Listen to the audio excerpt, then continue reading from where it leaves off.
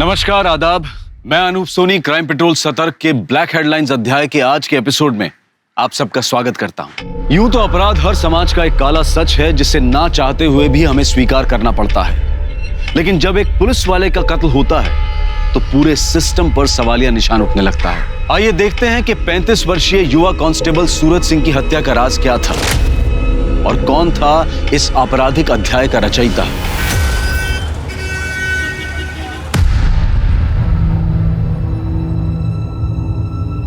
Constable Suraj Singh! क्या कर रही है तू? हाँ?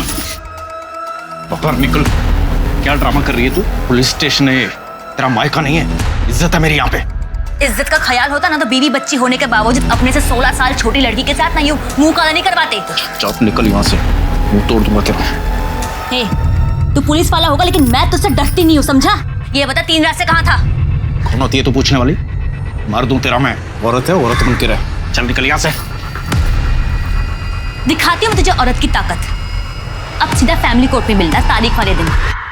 आरोही को मैं साथ लेकर जा रही हूँ। अब से हम माँ बेटी का तुमसे रिश्ता खत्म, समझे? चलो।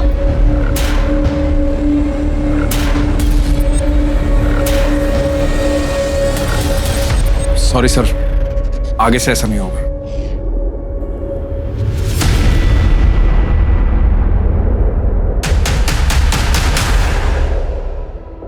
सर यही कारण है मैं सूरज को अपनी टीम में नहीं रखता।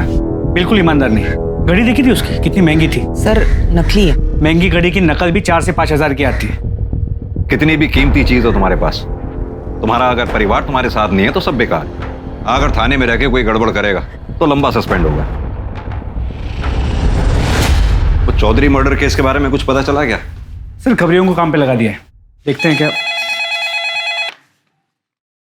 Hello, sector 32 police station. अच्छा, एड्रेस बताइए।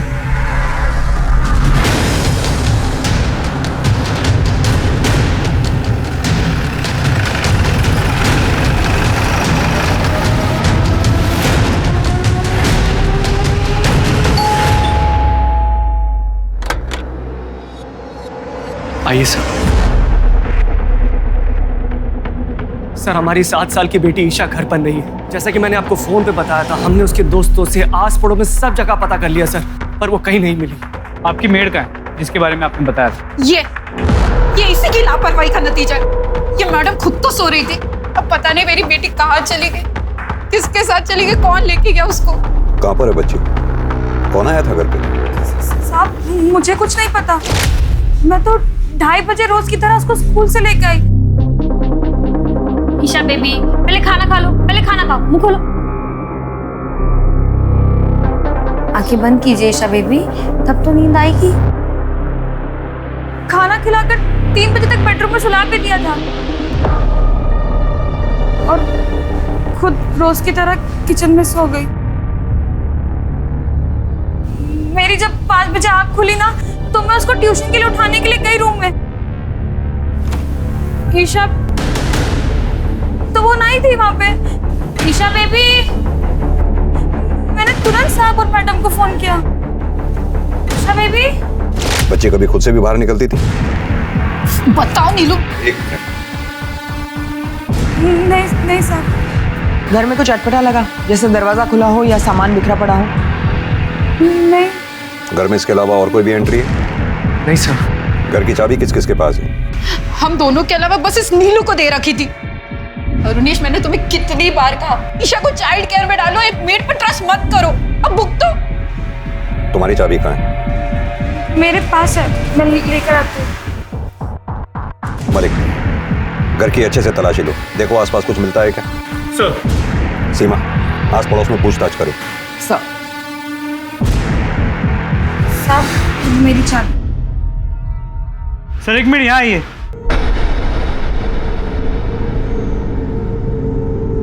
ये देखिए, सीसीटीवी कैमरा टूटा हुआ मिला, लगता है किसी ने बाहर से तोड़ दिया।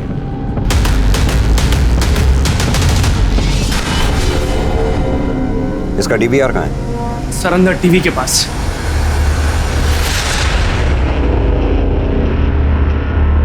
2:30 बजे नीलू ईशा को लेकर घर में घुसी। ये क्या? 3:12 पे सीसीटीवी डैमेज हो गया। इसका मतलब ईशा खुद घर से बाहर नहीं गई है, उसे किडनैप किया गया है।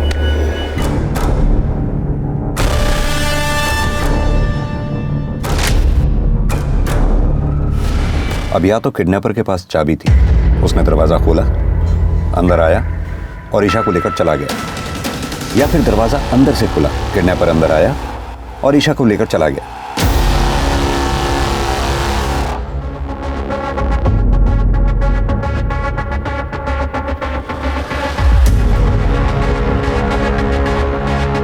ये देखो, लगता है कैमरा किसी ने बाहर से तोड़ा। सर अंदर से भी तोड़ा जा सकता है। नहीं, अंदर से तोड़ता तो उसका हाथ या चेहरा इसमें दिखाई देता। सर एक मिनट, सर यहाँ ये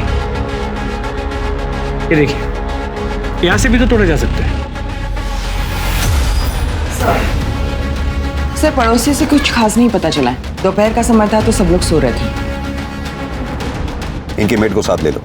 सर आप लोग प्लीज थाने आके ईशा की मिसिंग कंप्लेंट लिखवा दीजिए। आपके सिग्नेचर्स चाहिए होंगे। जी सर। मुझे नहीं पता कहाँ है ईशा बेबी। सर मैडम मुझे नहीं पता ईशा बेबी कहाँ है। मैं क्यों झूठ बोलूंगी? सर ये ईशा की फोटो है। सर मेरी बच्ची को कुछ होगा तो नहीं ना? आप चिंता मत कीजिए, आपकी बच्ची को हम जल्द से जल्द ढूंढ निकालेंगे। और वैसे भी आप दोनों के फोन हमने सर्वेलेंस पे डाल दिए। रैंसम के लिए जैसे ही कोई कॉल आएगा फौरन हमें पता चल जाएगा। अभी आप लोग घर जाइए।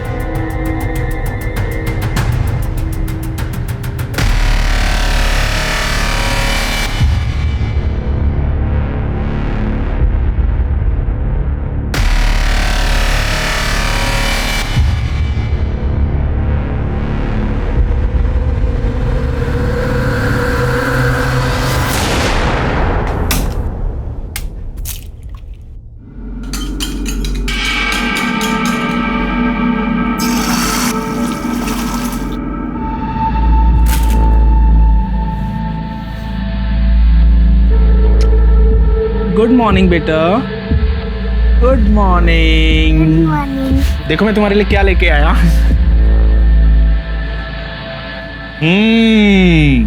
Wow, bread omelette. मम्मी तो अंडा खाने ही नहीं देती है। आप रुको, मैं अभी ब्रश करके आती हूँ। अरे रुको, शेर का बच्चा कब ब्रश करता है? चलो खा लो, ब्रश तो रोज ही होता है ना। यम्मी। पापा आप प्लीज मम्मी को मना लो ना, मुझे आपके हाथ का ही नाश्ता करना अच्छा लगता है।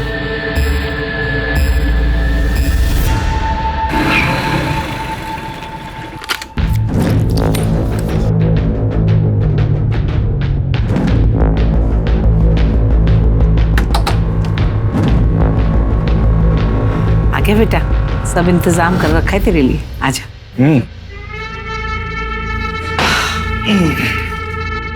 लक्ष्मी संभाल कर रखिए। चांदनी, चांदनी बेटा।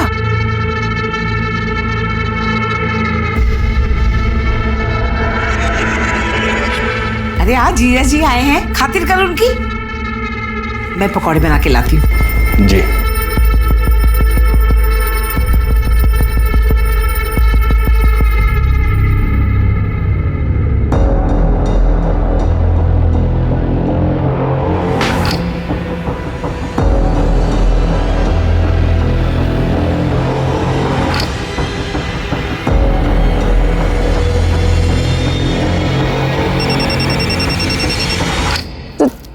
जीजू, दीदी का फोन आ रहा है।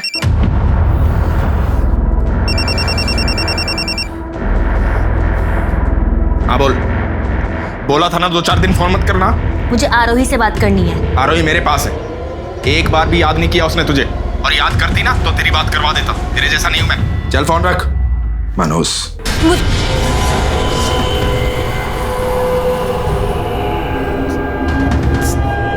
जीजू आज नहीं, प्लीज जीजू। आज मुझे खुश कर देना।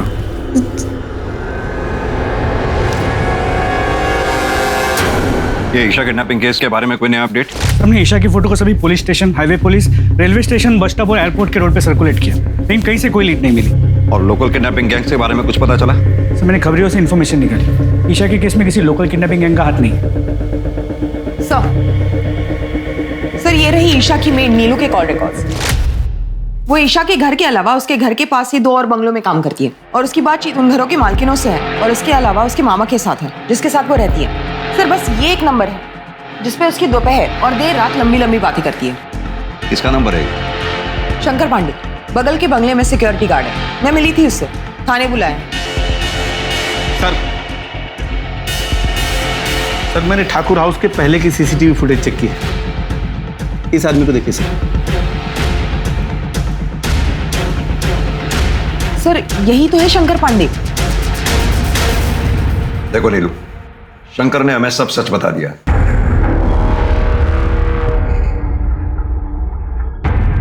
साहब आप मेरे मामा जी से कुछ मत कहिएगा, उनको पता चलेगा तो बहुत दुख होगा उनको। तो फिर सच सच बता दो ना, ईशा की किडनैपिंग में तुम्हारे साथ और कौन है? ये आप क्या बोल रहे हैं साहब? मैं तो ये बताने से मना कर रही हूँ कि शंकर और मैं एक दूसरे से प्यार करते हैं। ईशा बेबी की किडनैपिंग में कौन है मुझे नहीं पता। साहब हम लोग की बात का यकीन कीजिए, हम लोग रोज दोपहर को मिलते जरूर थे।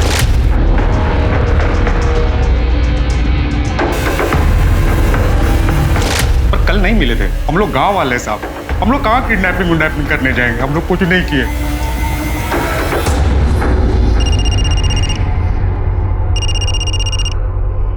हेलो, तुम्हारी बेटी मेरे पास है, 25 लाख का इंतजाम करके रखो, कल फोन करूंगा।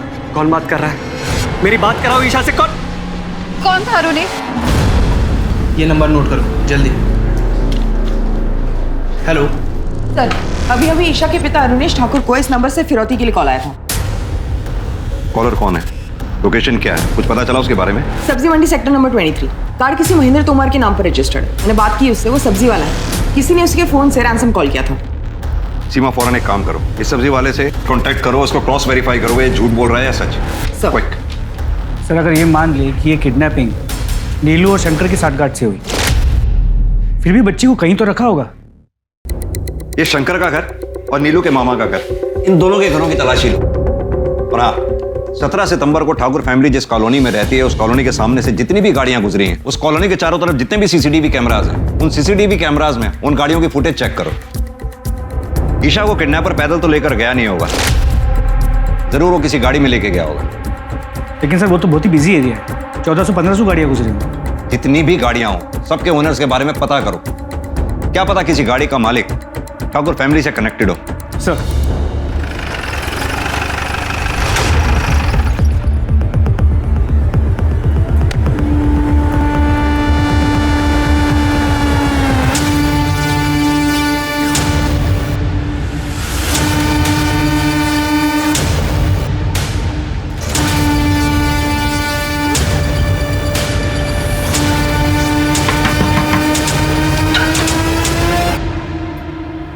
क्या हुआ साहब? आप नीलू के मामा? जी साहब। हटिए, घर की तलाशी लेनी। पूरे घर की तलाशी लो जल्दी। लेकिन हुआ क्या साहब? हमेशा के नीलू ने अपने मालिक की बेटी ईशा को किडनैप किया, यहाँ रखा है। किडनैप?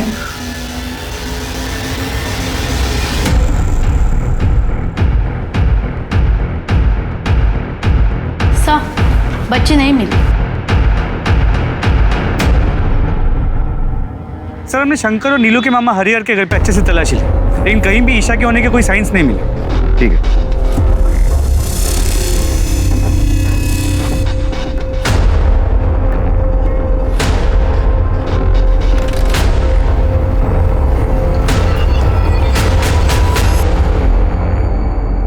सर मैंने पता किया, वो सब्जी वाला जिसके फोन से रैंसम कॉल किया गया सालों से वहां पर सब्जी बेचता है। और सर उस एरिया में कोई सीसीटीवी कैमरा भी नहीं है जिससे कॉलर को आइडेंटिफाई किया जा सके। सर और एक बात, ईशा के स्कूल से एक नई बात पता चली है। क्या? वो अडॉप्टेड थी। सर हम दोनों एक वर्किंग कपल हैं। मेरा न्यूट्रिशन और सप्लीमेंट्स का काम है, बहुत ट्रैवल करना पड़ता है मुझे। और रूपम ब्यूटिशियंस और मेकअप आर्टिस्ट को ट्रेनिंग देती है, इसीलिए हमने एक बच्चा अडॉप्ट करने के लिए सोचा था। और सर हम उसको बहुत अच्छी परवरिश दे रहे थे। पता है हमें जितनी अच्छी परवरिश आप लोग दे रहे थे, तभी पिछली 2 पेरेंट टीचर्स मीटिंग्स में आप लोगों ने स्कूल अटेंड ही नहीं किया।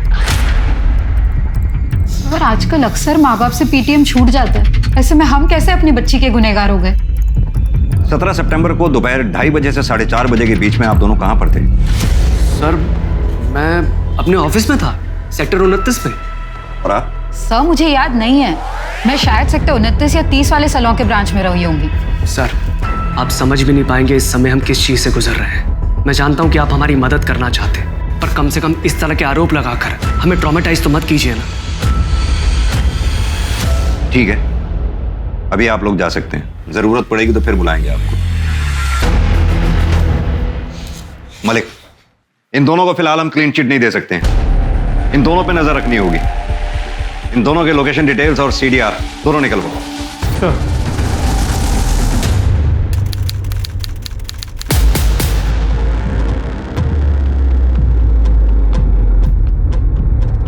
मैडम मुझे बड़े साहब से मिलना है। साहब मेरा पति कांस्टेबल सूरज सिंह मेरी बेटी आरोही को लेकर कहीं चला गया है और अभी उसका फोन भी बंद आ रहा है। सर सूरज सिंह तो 3-4 दिन से ड्यूटी पे भी नहीं आया। साहब मुझे मेरी बेटी की बहुत चिंता हो रही है साहब। आप घबराइए नहीं, शांति रखिए, हम दोनों को जल्द से जल्द ढूंढने की कोशिश करते हैं।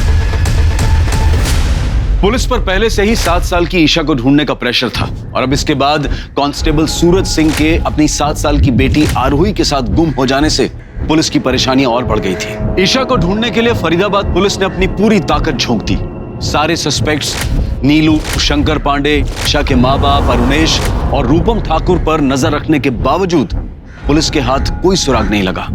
पुलिस की एक टीम वारदात के दिन ठाकुर बंगलों के सामने से गुजरने वाली हर गाड़ी की पहचान करके उनके मालिकों से पूछताछ कर रही थी और ठाकुर परिवार के साथ उनका संबंध ढूंढने की कोशिश कर रही थी, लेकिन गाड़ियों की संख्या इतनी ज्यादा थी कि बहुत समय लग रहा था। इधर पुलिस को एक तालाब के पास सूरज के कपड़े, उसकी बाइक और एक दूसरे स्पॉट पर उसका मोबाइल फोन और सिम कार्ड मिल गया। और फिर दूसरे दिन एक ऐसी खबर आई जिससे फरीदाबाद पुलिस के होश उड़ गए।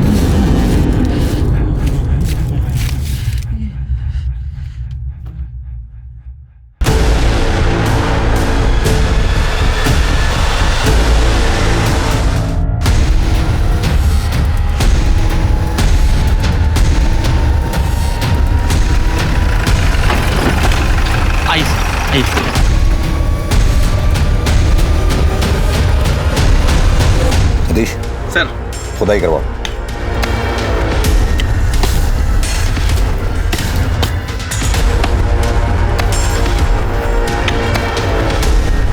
रुको रुको रुको रुको रुको, आराम से धीरे धीरे मिट्टी हटा के निकालो बाहर। तो फिर सूरज की बेटी आरोही कहाँ है? आरोही का ईशा की किडनैपिंग से क्या लेना देना है? क्या आरोही भी किडनैप्ड है? सर ये केस अचानक से बहुत ही पेचीदा हो गया। हाँ तो पेचीदा हो गया कोई बात नहीं, लेकिन इस केस की हर एक परत को हमें खोलना होगा। पहला, ईशा और सूरज सिंह एक दूसरे से कैसे मिले, इन दोनों को किसने मारा? तीसरा, सूरज की बेटी आरोही कहाँ गायब है? सर मैं नूरो फैमिली इसको फिर से पूछताछ के लिए बुलाता हूँ, शायद इस पूछताछ में कुछ जवाब उनके सिरे मिल जाए। हाँ, और साथ में ये अरुणेश, रूपम, सूरज, अनीशा, नीलू, शंकर पांडे, इन सब के कॉल रिकॉर्ड्स को क्रॉस वेरीफाई करो। जी सर।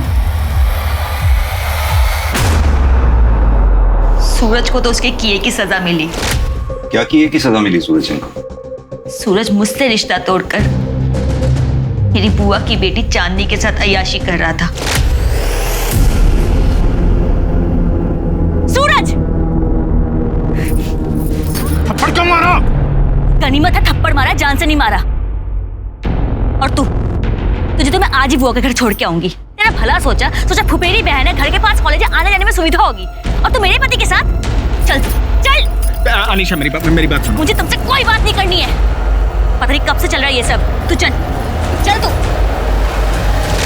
उसके बाद मैं मायके चली गई, लेकिन मैं कुछ दिनों में वापस आ गई थी। मुझे लगा वो सुधर जाएगा, लेकिन साहब वो 3-3, 4-4 रातों तक वापस नहीं आता था और बोलता था कि मैं नाइट ड्यूटी पे हूँ, और यहाँ मेरे बुआ के घर चांदनी के साथ पड़ा रहता था। तुम्हारी बुआ इस बारे में कुछ नहीं बोलती थी? सर पुलिस वाले को कौन क्या बोलेगा, और सूरज तो हर किसी को हरी पत्ती दिखाकर खरीद लेता था। हमने सुना है तुमने कांस्टेबल सूरज के खिलाफ दहेज मांगने का आरोप लगाकर तलाक की याचिका दायर की। हाँ तो उसने भी मुझ पर घर पे चोरी करने का इल्जाम लगाया था। साहब जिस दिन मैं थाने आई थी सूरज को ढूंढने, ये बता 3 रात से कहाँ था? कौन होती है तू पूछने वाली? तब मैंने उसकी आंखों में देखा था, उसको बिल्कुल भी शर्म नहीं थी। मैं समझ गई थी कि सूरज के साथ मेरी जीवन रेखा यहीं समाप्त होती है। और इसीलिए तुमने सूरज सिंह की जीवन रेखा समाप्त कर दी। बड़ी सोची समझी साजिश के तहत तुमने अपनी बेटी आरोही को कहीं छुपा रखा। जरूर तुमने सूरज सिंह को ईशा के साथ दुष्कर्म करते हुए देख लिया होगा। उसी गुस्से में आकर तुमने सूरज सिंह को मार डाला। सूरज सिंह की हत्या करते वक्त तुम्हें ईशा ने देख लिया। कहीं तुम्हारा भांडा ना फूट जाए इसलिए तुमने ईशा की भी हत्या कर दी। और इतना ही नहीं, ईशा को तुमने इतनी बेरहमी से मारा कि उसका चेहरा तक कुचल डाला, ताकि लोगों को पता ही ना चल सके कि वो लाश आरोही की है या फिर ईशा की। सर आप ये क्या कह रहे हैं सर? मैंने ऐसा कुछ भी नहीं किया है।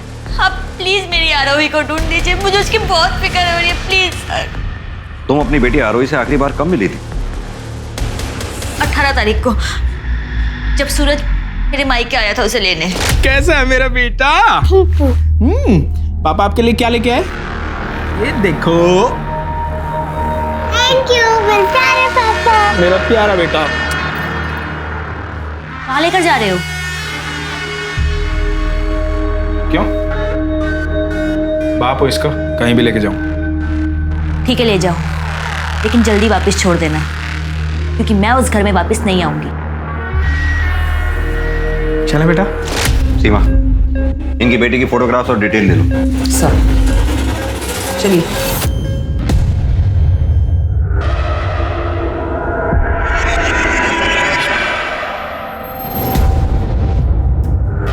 भैया 1 पैकेट दूध, चाय पत्ती, शक्कर और ब्रेड दे दीजिए।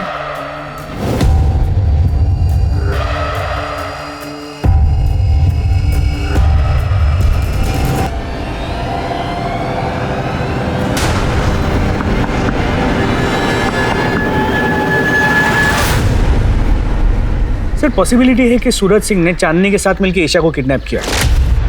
सूरज और चांदनी के बीच रैंसम मनी को लेकर कहा सुनी हुई। सूरज ने रैंसम का तो प्लान ड्रॉप कर दिया, लेकिन ईशा के साथ दुष्कर्म किया।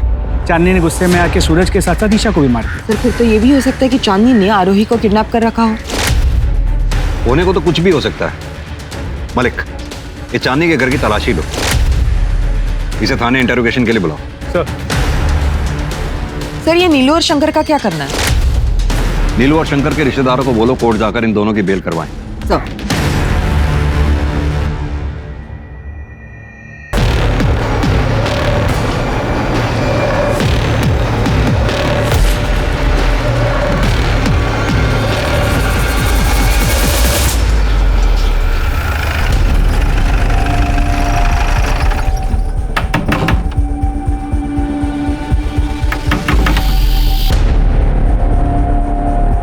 चांदनी चौहान का घर है। मेरी बेटी है वो।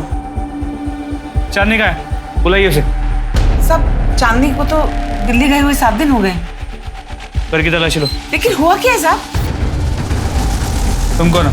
मैं श्रवण, चांदनी दीदी मेरी बड़ी बहन है। अपनी बहन को फोन लगाओ। स्पीकर पर लगाओ।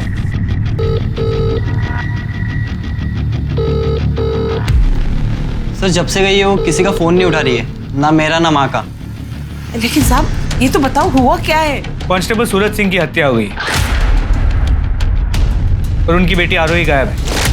अब इसके बारे में जानती हैं?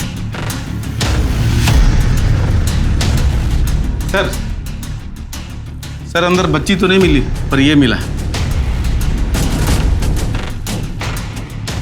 कितने पैसे? कहाँ से? साहब वो सूरज ने मुझे दिए थे संभाल कर रखने के लिए। लक्ष्मी, संभाल कर रखिए। तेरी माँ सच बोल रही है? मुझे नहीं मालूम। ठीक है, मालूम कर दें। ले चलो थाने में। एक पुलिस वाले की बहन होकर इतनी नासमझी आप कैसे कर सकती हैं? एक तो सूरज सिंह की हत्या की खबर आ गई और ऊपर से हम इस बात से परेशान थे कि आरोही के साथ भी कहीं ईशा की तरह कोई अनहोनी ना हो गई हो। सर सूरज ने मुझे कसम दी थी, इसलिए मैं मजबूर हो गई थी। शीतल, आरोही को अपने पास रखना और कुछ भी खाने पीने का मांगे तो इसे दे देना। और हाँ, अनीशा का फोन मत उठा, उसे पता नहीं लगना चाहिए कि आरोही तुम्हारे पास है। ऐसा हुआ तो मेरा मरा मुंह देखोगी। 2-4 दिन अपनी बेटी से दूर रहेगी ना, तो पता लगेगा उसे औलाद से दूर रहने का दर्द क्या होता है। इसीलिए अनीशा का जब फोन आया तो मैंने उसे नहीं बताया। कि आरोही मेरे पास है। हमारी आखिरी बार अपने भाई सूरज सिंह से कब बात हुई थी? सर 19 तारीख को शाम 4 बजे। अनीशा ने हमारी जिंदगी बर्बाद कर दी है। मुझे तो पूरा यकीन है कि सूरज को भी उसी ने मरवाया होगा। पहले तो अपनी बहन को घर लेकर आ गई और फिर बोलने लगी कि सूरज की उसके साथ दोस्ती हो गई है। सब जानती हूँ मैं। तलाक देने के बहाने सूरज की प्रॉपर्टी हथियाना चाहती थी, इसीलिए तो उसने आरोही को हमसे दूर रखा था। आरोही, आरोही, आरोही।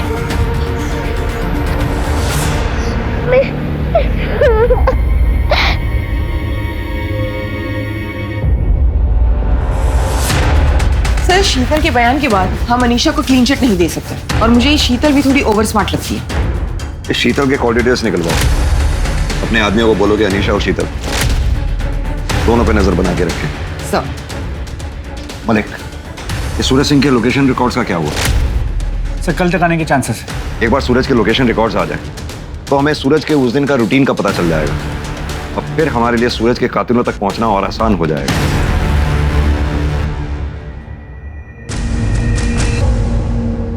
बेटा सब ठीक हो जाएगा। कल से नए दिन की शुरुआत है। हिम्मत बनाए रखो।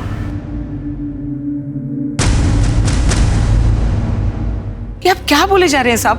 कौन ईशा ठाकुर? अच्छा, ये इस बच्ची का नाम है ईशा ठाकुर, जिसकी लाश हमें सूरज सिंह के साथ मिली है। मेरा यकीन कीजिए साहब, मैं सच कह रही हूँ, किसी को नहीं मारा मैंने।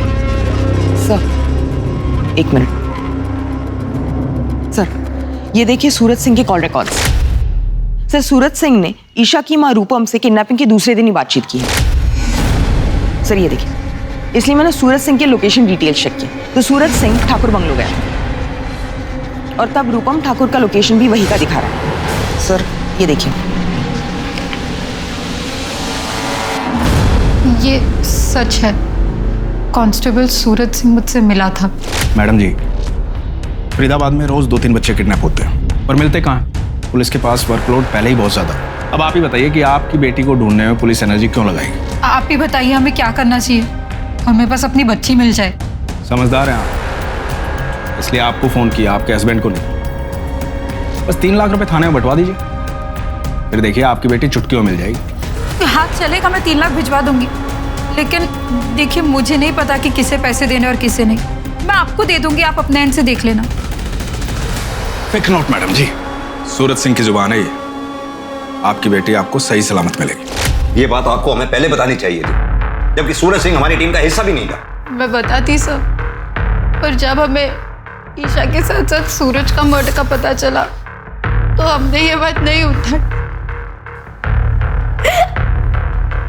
आप लोग अभी जा सकते हैं। सर अब तो क्लियरली ये सूरज गुनहगार लग रहा है। उसे ईशा की किडनैपिंग का पता था। शायद उसी ने ईशा के साथ दुष्कर्म किया, किसी ने उसे देख लिया और उसे मार दिया। सर फिर तो मारने वाले ईशा के माँ बाप भी हो सकते हैं। सूरज ने रूपम ठाकुर से पैसे लिए थे, उसने बच्ची लौटाने के लिए उन्हें बुलाया होगा और फिर और ज्यादा पैसे मांगे होंगे। उन्होंने देने से मना कर दिया तो सूरज सिंह ने ईशा के साथ दुष्कर्म किया और उसे मार दिया होगा और फिर गुस्से में आके अरुणेश ने या रूपम ठाकुर ने सूरज सिंह को मार दिया होगा। ये रूपम और अरुणेश, इन दोनों पे नजर बनाए रखो। मलिक, ये चांदनी चौहान का लोकेशन ट्रेस हुआ? जी सर, दिल्ली की लोकेशन। तो दिल्ली के लिए फौरन रवाना हो।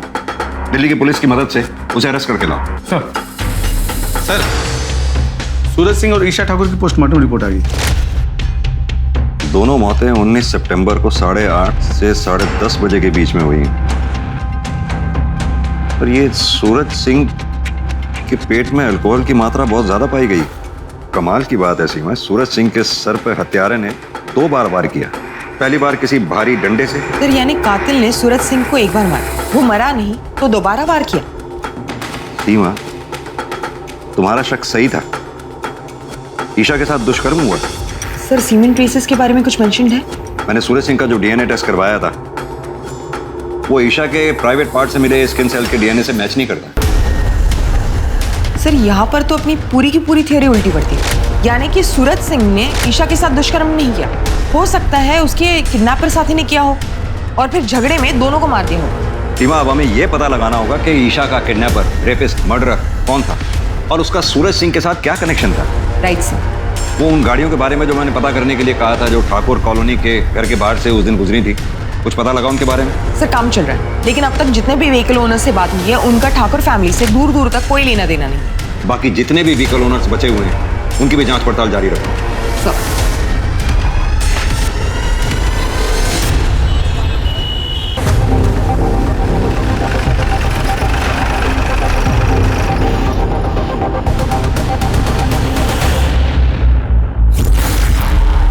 यहाँ पे कोई चांदनी है?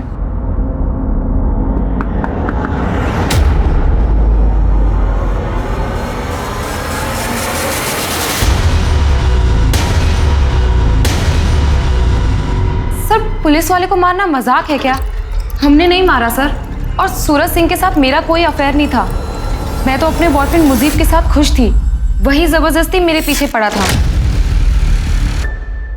और इसीलिए तुमने सूरज सिंह को रास्ते से हटा दिया? नहीं सर, ऐसा कुछ नहीं है। ऐसा ही है। उस दिन ईशा ठाकुर सूरज सिंह के साथ थी। ईशा ठाकुर ने तुम दोनों को सूरज सिंह को मारते हुए देख लिया, इसलिए तुमने ईशा ठाकुर को मार दिया। और इतना ही नहीं, उसे मारने से पहले मुझे तुमने उसके साथ दुष्कर्म भी किया। सर ये सरासर झूठ है सर, क्या बोल रहे हो आप? आपके पास क्या सबूत है? सबूत है ना, ये लोकेशन रिकॉर्ड्स, जिससे साफ जाहिर होता है कि 19 सितंबर की रात को तुम तीनों यानी कि सूरज सिंह और तुम दोनों की लोकेशन एक ही जगह थी।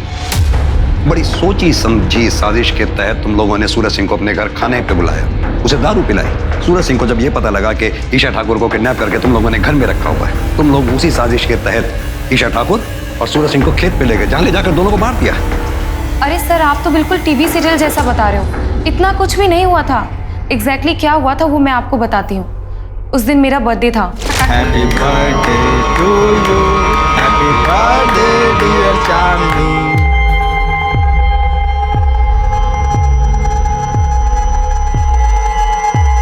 मुझे से तुझे पहले मिलवाना चाहिए था ना चांदनी।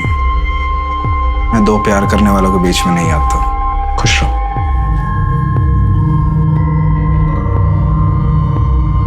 मैं भी घर जाके अनीशा से बात करूंगा, फिर से अपनी दुनिया बसाओ। बस उसके बाद जीजा जी अपने घर के लिए निकल गए और 1 घंटे बाद मैं और मुजीब दिल्ली के लिए निकल गए। सूरज सिंह घर के लिए निकला जरूर, लेकिन घर पहुंचा नहीं। सर अब आगे क्या हुआ हमें क्या मालूम, आप खुद सोचिए ना। अगर हम लोगों ने ये कांड किया होता तो हम अपना मोबाइल नहीं बंद करते। बंद नहीं किया तो क्या हुआ? तुम फोन उठा भी तो नहीं रही थी। सर वो तो इसलिए क्योंकि माँ मुजीब को पसंद नहीं करती थी, वो बेवजह का ज्ञान बांटने लगती। सर चांदनी का बयान सही है। सूरज की मोबाइल की लोकेशन रात 10 बजे तक चांदनी के घर की थी, और उसके बाद उस जगह की जहाँ पे हमें सूरज के कपड़े और मोबाइल मिले। वारदात की जगह कोई सीसीटीवी भी नहीं है, वरना सब क्लियर हो जाता। ये ईशा ठाकुर के पास सूरज सिंह पहुंचा कैसे? कोई कनेक्शन भी तो नहीं मिल रहा। सर शायद ईशा चांदनी के घर पे और सूरज उसे वहां से लेके निकला। लेकिन मलिक ये बस एक थ्योरी है, हमारे पास कोई सॉलिड एविडेंस नहीं है। ये ईशा ठाकुर के केस में कौन कौन प्राइमरी सस्पेक्ट्स हैं? सर ईशा के माँ बाप रुनेश और रूपम ठाकुर, सिक्योरिटी गार्ड शंकर पांडे और मेड नीलू। लेकिन फिलहाल तो ये सब क्लियर दिख रहे हैं। सूरज सिंह के केस में सर सस्पेक्ट्स तो बहुत। सूरज की बहन शीतल, उसकी बीवी अनीशा, उसकी साली चांदनी, चांदनी की माँ पूनम, चांदनी का बॉयफ्रेंड मुजीब और ईशा के माँ बाप रुनेश और रूपम, इन सबके पास मोटिव थे। मलिक ये पूनम, चांदनी और मुजीब, इन तीनों को छोड़ दो, लेकिन हाँ मुजीब का सीमेंट टेस्ट कराओ। अगर ईशा की बॉडी में मिले सीमेंट से मुजीब खान का सीमेंट मैच कर गया तो मतलब साफ है, ईशा का रेपिस्ट मुजीब खान ही है।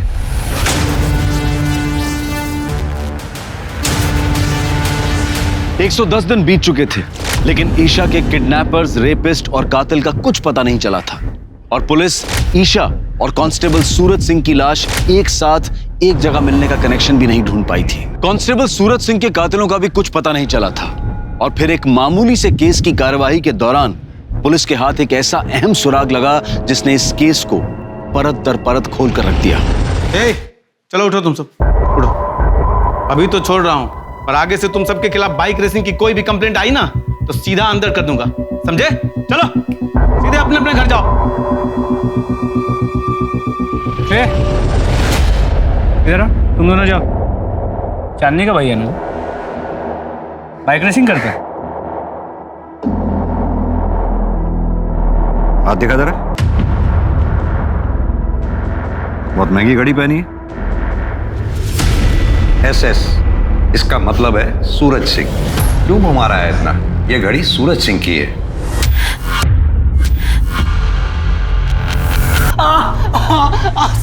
तेरे सूरज जीजा जी ने मरने के बाद ये घड़ी तुझे उपहार में दी थी? साहब बता बता। साहब मुझे सूरज जीजा जी की घड़ी, बाइक, मोबाइल और कपड़े ठिकाने लगाने का काम मिला था साहब। मुझे जैसा कहा गया था मैंने वैसा किया साहब।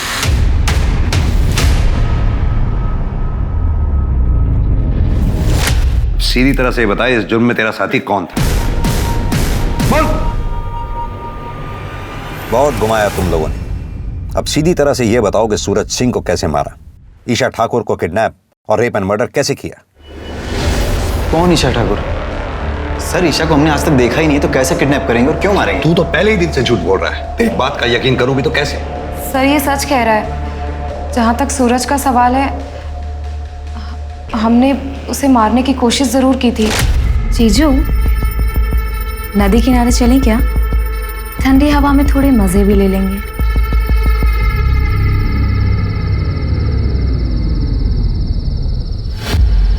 ये मुझे क्या हमारी रासलीला की वीडियो बनाएगा? नदी किनारे जाने का शॉर्टकट पता है मुझे, जल्दी पहुंचेंगे। फिर सर हम उसे नदी किनारे नहीं बल्कि जंगल लेकर गए। बाइक क्यों रोकी? कहाँ लेके आया जंगल में? जीजा जी, मैंने आपसे कितनी बार कहा कि मैं आपसे प्यार नहीं करती, मैं मुजीब से प्यार करती हूँ और ये मेरा बचपन का प्यार है और हम दोनों एक दूसरे से शादी करना चाहते हैं। जी सर। मजनू मुझे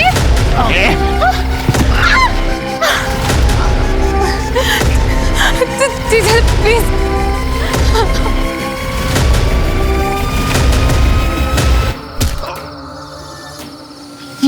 ये तो मर गया। अच्छा वो मर गया, लेकिन इसके बॉडी का कुछ तो करना पड़ेगा ना। ये पुलिस वाला है, पकड़े जाएंगे हम। एक काम करते हैं, घर जाते हैं, फावड़ा लाते हैं, यहीं कहीं जंगल में गाड़ देते हैं इसको। लेकिन उससे पहले इसके घड़ी, कपड़े सब निकाल लेते हैं। मुझे पहले से ही लग रहा था कि कुछ ना कुछ गड़बड़ जरूर होगी, इसलिए मैंने हम तीनों के फोन घर पे ही छोड़ दिए थे। उसके बाद सर हम घर आए, सूरज के कपड़े, घड़ी, मोबाइल और बाइक श्रवण को दी और कहा कि उसे ठिकाने लगा दे। और फिर हम फावड़ा लेके जंगल गए।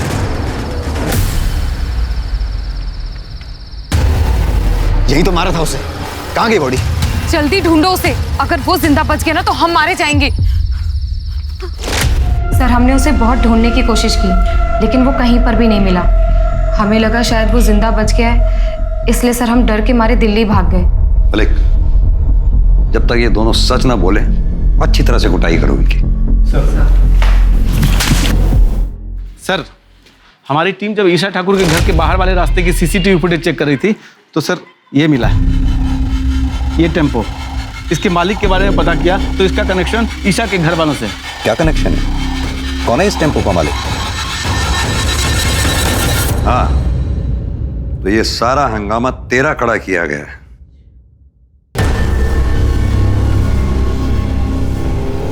तेरे टेम्पू से हमें बाल मिले, जो डीएनए टेस्ट से साफ हो ही जाएगा कि वो बाल ईशा के हैं। तू सीधी तरह से ये बता कि तूने ईशा को किडनैप कैसे किया और मारा कैसे? बोल। बताता हूँ। नीलू जब भी घर पे आती थी मुझसे बताती थी कि उसका सेठ अच्छा आदमी है, बहुत अमीर है, उसकी एक बेटी है, वो अपनी बेटी के लिए कुछ भी कर सकता है। ये बात मेरे मन में बैठ गई थी साहब। मैंने एक नया टेम्पो लिया था, उसके पैसे भरने थे। मैंने ईशा को किडनैप करने का सोचा और बंगले पे नजर रखने लगा साहब। शंकर और नीलू के चक्कर का पता चल चुका था मुझे। मैंने सोचा उसी आड़ में किडनैप कर। नीलू के पास एक चाबी होती थी, मैंने पहले ही घर पे साबुन पे चाबी का निशान ले लिया था साहब। सीसीटीवी कैमरा पहले ही देख चुका था। मैं बड़ी होशियारी से घर में घुसा और डंडे से कैमरा तोड़ दिया, फिर चाबी से दरवाजा खोलकर अंदर घुस गया साहब और भाजी वाले से फोन लेकर फिरौती के लिए कॉल किया। लेकिन जब आप लोग मेरे घर पर तलाशी करने के लिए आए तो मैं बहुत डर गया साहब। मुझे लगा कि मेरी चालाकी बेकार गई, पुलिस मुझे पकड़ लेगी। फिर मैंने ईशा को मारने का फैसला किया। लेके जाओ उसे। सर, कांस्टेबल सूरज सिंह जितना भी करप्ट रहा, मरने से पहले अपना पुलिस धर्म निभा गया। ईशा के लिए आखिरी सांस तक लड़ता रहा। मलिक, चांदनी चौहान, पूनम चौहान, श्रवण चौहान और चांदनी का बॉयफ्रेंड मुजीब खान, इन चारों के खिलाफ अटेम्प्ट ऑफ मर्डर और सच छुपाने के जुर्म में केस दायर करो। जी सर। आज के समय में शायद कोई भी कभी भी धोखा दे सकता है, चाहे वो खून का रिश्ता हो या फिर मामूली जानकार, पर सतर्क रहना ही अपराध से बचने की सबसे पहली सीख है। देखते हैं हमारे आज के एपिसोड की दूसरी कहानी। नमस्कार, आदाब, मैं अनूप सोनी क्राइम पेट्रोल सतर्क के ब्लैक हेडलाइंस अध्याय के आज के एपिसोड में आप सबका स्वागत करता हूं। जब भी हमारी सोच सच से जुड़ी हुई होती है, तब शायद हम एक सुलझी हुई जिंदगी जी रहे होते हैं, लेकिन हर इंसानी मन का एक अलग संसार होता है जिसमें वो अपनी सोच का एक ऐसा ताना बाना बुन लेता है जिसमें चाहे जितना भी झूठापन क्यों ना हो, उसके लिए वही सच होता है। ये केस एक ऐसे ही अचरज से जुड़ा था और इस केस में जो सामने आने वाला था वो इतना अचंभित कर देने वाला था कि इस केस से जुड़ी खबरें लगभग हर अखबार की फ्रंट पेज हेडलाइन बन जाने वाली थी।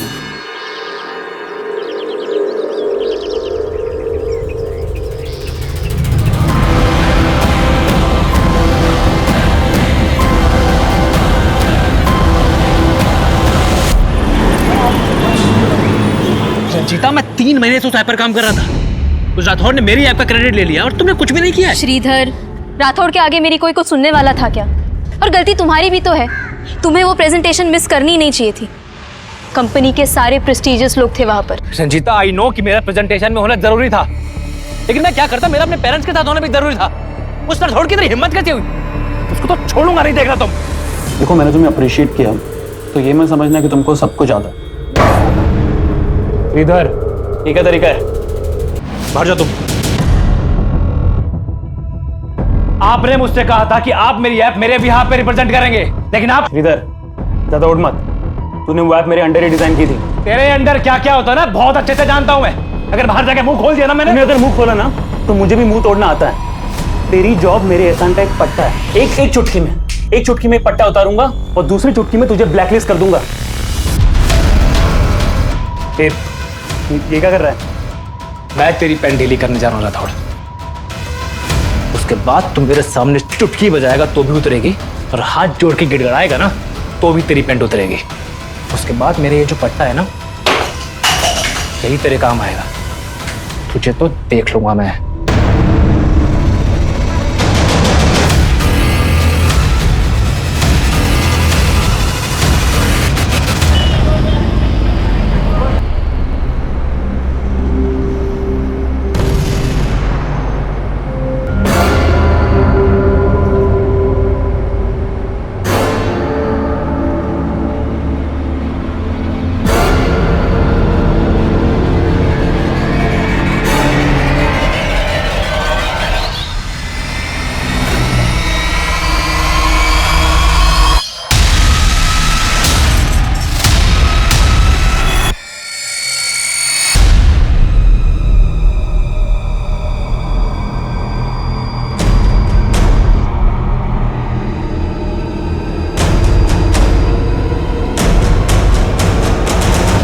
Cheers.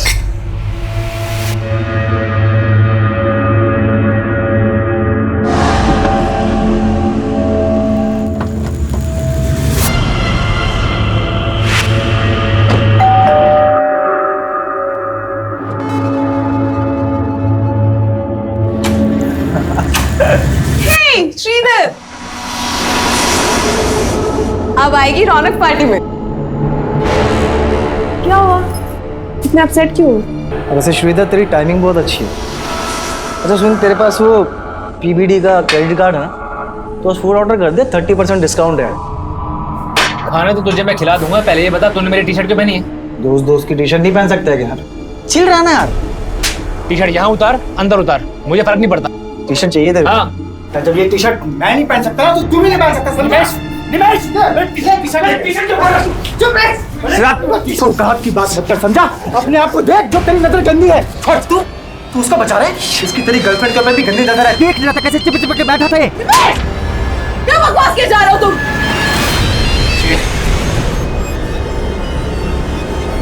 ये लड़का फोन ही नहीं उठा रहा। पता नहीं क्या क्या चल रहा होगा इसके दिमाग में।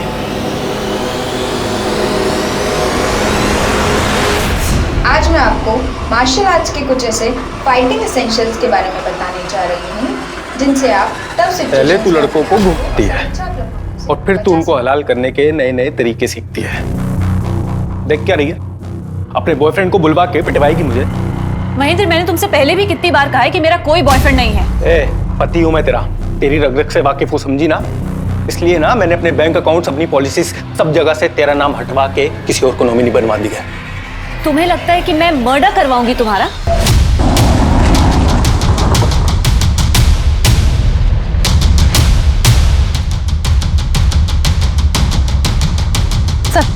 सर, इसी गाड़ी में लाश मिली है। गाड़ी की नंबर प्लेट हटा दी गई है और गाड़ी भी लॉक है। सर इधर आइए। सही है।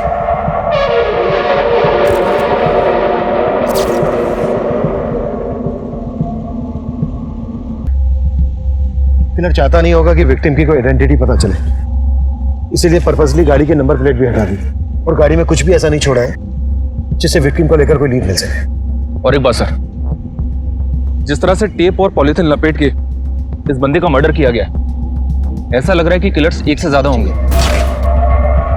लाश की पहचान करना पुलिस के लिए मुश्किल नहीं था, लेकिन इस केस की गुत्थी सुलझाना बेहद मुश्किल था, क्योंकि इस अचंभित कर देने वाले क्राइम सीन को रचने वाला दिमाग पुलिस को घुमाने में खुद को माहिर समझता था। पर वो दिमाग था किसका, उसका मकसद क्या था, यह पता करना वाकई में चैलेंज था।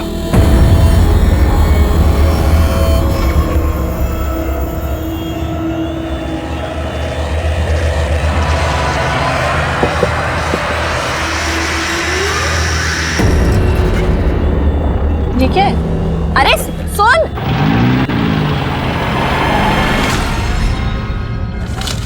इस पेन ड्राइव में मेरी मोहब्बत का पैगाम है, देख जरूर लेना।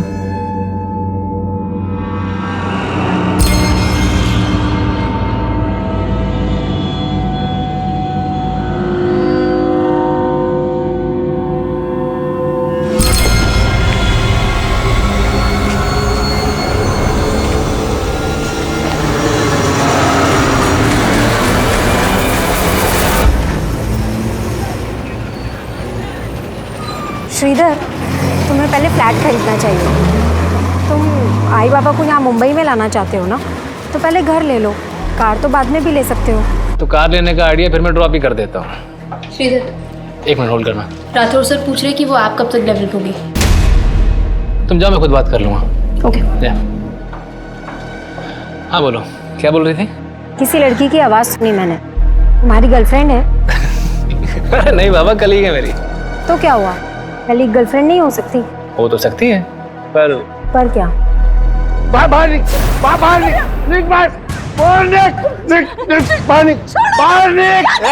मैं तुम्हें बाद में कॉल करती हूँ। हेलो। मेरे जीवन बर्बाद करके रखा है तूने। बाबा, कम से कम इतना तो लिहाज रखिए कि बाहर दुनिया वालों के सामने हम लोग को तमाशा ना बने। अरे मेरा तमाशा तो वही दिन बन गया था जिस दिन ये तेरी बदसूरत माँ ये मेरी जिंदगी में आई। और उसके बाद पैदा हुई तू। ये तुम दोनों के दोनों मेरे लिए पनौती हो, पनौती। मेरा बस चले ना तो तुम दोनों को बाहर उठा के फेंक दूं। माँ, छोड़ क्यों नहीं देती है इन्हें? अभी मैं इतना कमा लेती हूँ कि तेरे को अच्छे से रख सकती हूँ। बेटा, तेरे बाबा जैसे है मेरे पति है। औरत का पति के बिना कुछ नहीं होता। पत्नी की भी कुछ इज्जत होती है माँ, और तेरी ये पतिव्रता की अंधभक्ति है ना, हमें ले डूबी।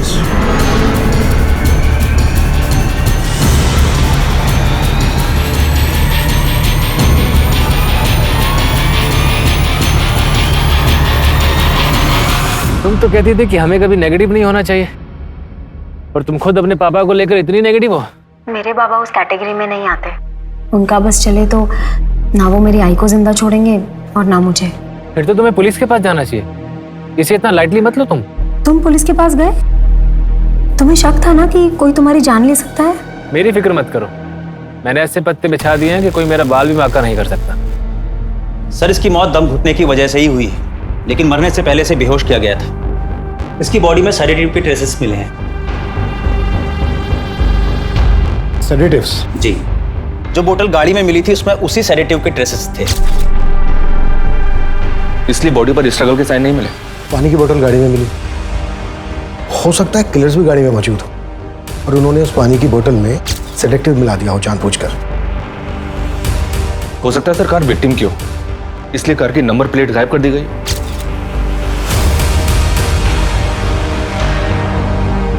एक बात समझ में नहीं आ रही है, अगर किलर्स विक्टिम को बेहोश करके मारना चाहते थे तो फिर विक्टिम के हाथ में टेप से बांधे क्यों? Hello sir. हाँ बोलो। चेचिस नंबर से गाड़ी के ऑनर का पता चला है। ये गाड़ी किसी राजेश पई के नाम पर रजिस्टर्ड है। क्या विक्टिम ही राजेश पई है? जी नहीं सर, मैंने इसकी डिटेल्स निकलवाई है। ये राजेश पई कोई और है। राजेश भाई वो लड़का कौन है जिसकी लाश मिली है तेरी गाड़ी में? सर वो मेरी गाड़ी नहीं है, मैंने तो अपनी गाड़ी 1.5 महीने पहले श्रीधर को बेच दी थी। तो फिर ये लड़का कौन? सर यही तो वो लड़का है श्रीधर जिसको मैंने अपनी गाड़ी बेची थी। राजेश जी गाड़ी तो अच्छी है, लेकिन 1.5 लाख से ऊपर वैल्यू नहीं है इसकी। अरे क्या बात कर रहे हो, 1 महीने पहले 1.75 दे रहे थे भाई, इससे कम में नहीं बेचूंगा। चलो एक काम करो राजेश जी, श्रीधर भाई है अपना, ना इसकी ना आपकी, 1.60 में सौदा तय करते हैं। जैसे इसने मुझे पैसे दिए और मैंने डिलीवरी नोट इसको दे दिया था। सर अगर आप चाहें तो मैं डुप्लीकेट पेपर्स भी आपको दिखा सकता हूँ। तुम नकली पेपर तूने पहले से बनवा के रखे? हाँ? नहीं सर, अगर आपको विश्वास नहीं होता तो आप श्रीधर के दोस्त निमेश से पूछ लीजिए। अबे इससे कोई फायदा नहीं होने वाला। मुझे नहीं लगता है कि इस जन्म में तेरे बाल वापस लौटेंगे भी नहीं। तू ना बेटा मजे मत ले, समझा, वरना ना तेरे ही बाल उड़ा दूंगा।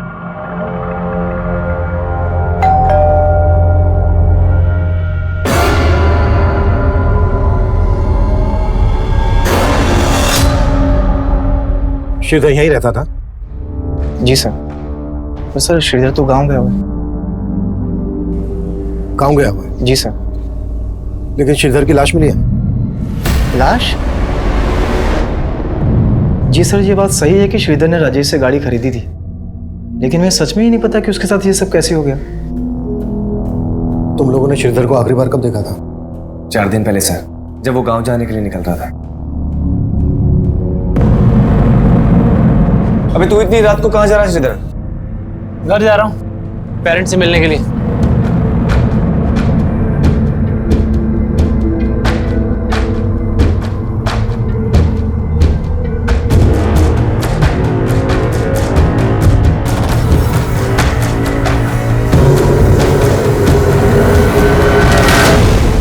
चार दिन पहले श्रीधर अपने गांव के लिए निकला और 4 दिन पहले ही श्रीधर का मर्डर हुआ। जब श्रीधर अपने गांव नहीं पहुंचा तो उसके घर वालों ने तुम लोगों को फोन नहीं किया? नहीं सर, उसके घर वालों से हमारी बात नहीं होती थी और ना ही हमारे पास उनका नंबर है। इन 4 दिन में तुमने भी श्रीधर को कोई कॉल नहीं किया? नहीं सर, क्योंकि सर ने सपने में भी नहीं सोचा था कि उसके साथ ये सब हो जाएगा। छुपा तो नहीं रहे हो तुम दोनों हमसे कुछ? नहीं सर। काम क्या करता था श्रीधर? सर वो गोल्डन आर्या इन्फोटेक कंपनी में सॉफ्टवेयर इंजीनियर था।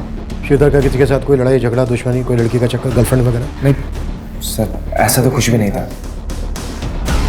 श्रीधर का नंबर दो हमें। जी सर। और जिस कमरे में वो रहता था वो कमरा दिखाओ। आइए सर।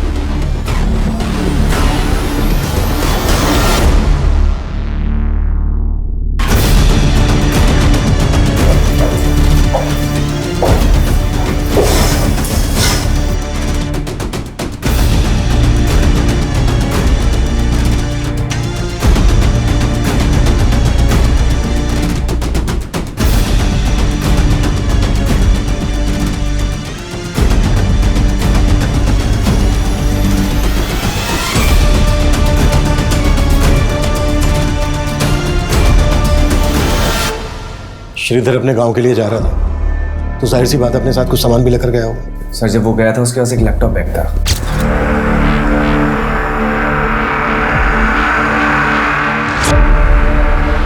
सिर्फ एक लैपटॉप बैग?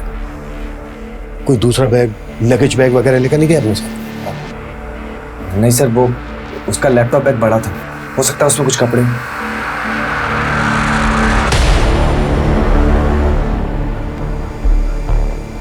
सर मैंने श्रीधर का फोन सर्विलेंस पर डालने के लिए दिया तो पता चला कि उसका फोन अभी एक्टिव है। पहल जा रही है लेकिन कोई उठा नहीं रहा है। What? श्रीधर का फोन अभी भी एक्टिव है? जी सर। अब मैं हूँ इतना चार्मिंग, लड़कियां तो इम्प्रेस हो ही जाएंगी। पर शादी सोच समझ के करना। हाँ शादी भी हो जाएगी, पहले घर तो खरीद लूँ। तो अच्छा, कोई घर देखा तुमने? कहाँ, अभी कहाँ, अभी तो बस बजट ही बना रहा हूँ। 80 लाख का होम लोन मिल सकता है मुझे, लेकिन उसके लिए 10-15 लाख कैश तो हाथ में होना चाहिए ना। काश मैं तुम्हारी कोई मदद कर पाती। अरे पैसों की प्रॉब्लम नहीं है, एक बंदा है जो 10 लाख ब्याज पे दे रहा है, बस कैश को वाइड करने का जुगाड़ ढूंढना पड़ेगा। देखो, जो भी करोगे ना, अपने रूममेट से बच के करना। अरे मैंने तो अपने बॉस की हवाइयाँ उड़ा दी, फिर रूममेट्स तो मेरे आगे प्यादे हैं। श्रीधर, 1 मिनट। श्रीधर, आई के 20 मिस कॉल्स आए हैं। पता नहीं आज बाबा ने क्या कर दिया होगा। मुझे अभी जाना होगा, मैं रखती हूँ।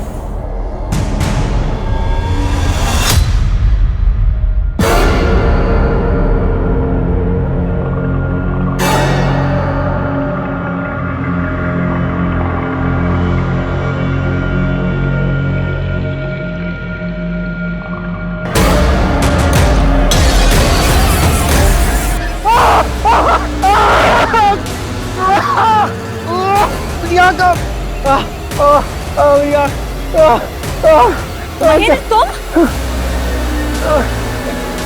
क्या कर दिया ये? आई, क्या हुआ? आई, तूने मुझे इतने फोन किए, मैंने फोन किया तो उठाया क्यों नहीं? तेरे पापा उस औरत को घर ले आए। क्या? तू चल मेरे साथ। बाबा, ये सब क्या चल रहा है? आज से तेरी दूसरी माँ है। चल, पाए पड़, पाए पड़। क्या बोल रहे हो ये सब? क्यों? तू किसी की दूसरी औरत बनने को तैयार हो सकती है, तो तेरी माँ दूसरी औरत नहीं बन सकती? ये कैसी बकवास वाली बातें कर रहे हो? ज्यादा चालाक मत बन। मैंने देखा है तेरे को वो आदमी के साथ।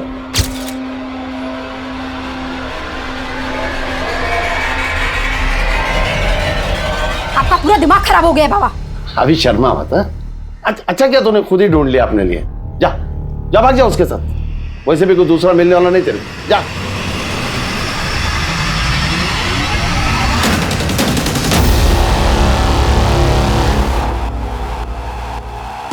तो श्रीधर 3-4 दिन पहले तक ऑफिस आ रहा था, फिर अचानक से उसने लीव ले ली। लीव लेने की वजह क्या थी, ये तो बताया होगा उसने? नहीं सर, उसने कुछ बताया नहीं। ये ऑफिस में कोई ऐसा है जिसकी श्रीधर के साथ कोई दुश्मनी या झगड़ा हो, जो उसकी इस तरह से जान लेना चाहता हो? सर, यहाँ तो ऐसा कोई नहीं है। He was a bright employ, सब उसे यहाँ बहुत पसंद करते थे। श्रीधर का फोन थोड़ी देर पहले तक मीरा रोड एरिया में एक्टिव था। क्या? उसका फोन अब भी एक्टिव है? जिस तरह से आपको हैरानी हो रही है ना, हमें भी हो रही है। उस एरिया में ऐसा कोई है जिसके श्रीधर का आना जाना हो? No idea sir. श्रीधर के पेरेंट्स का फोन नंबर, एड्रेस तो हो गए ना आपके पास? यस सर, एडमिन में है। Ranjita. Yes sir. Sir, Sridhar का मोबाइल अभी दहीसर में बंद हुआ है। फिलहाल ये समझना मुश्किल है कि उसका मोबाइल ऑन किसने किया होगा। ये जो कोई भी है, इसका श्रीधर के मर्डर से लेना देना जरूर है। हमने राजेश को अंदर किया है। हो सकता है उसे बचाने के लिए कोई हमें भटकाने की कोशिश कर रहा हो। राजेश के खिलाफ कुछ मिला? सर, राजेश ने कार ट्रांसफर के जो पेपर्स दिखाए थे, उस पर श्रीधर के साइन तो हैं, पर ये देखना पड़ेगा कि वो साइन असली है या नकली। एक काम करो, राजेश को जाने दो और नजर रखो उस पर, और पता करो कि मर्डर से पहले राजेश ने कहीं से सेडेटिव्स खरीदे थे क्या, और वो टेप और पॉलीबैग्स भी, जिनका श्रीधर के मर्डर में इस्तेमाल हुआ है। श्रीधर के घर वालों से कांटेक्ट किया? जी सर, मनीष सर ने श्रीधर की मां को शिनाख्त के लिए बुलाया।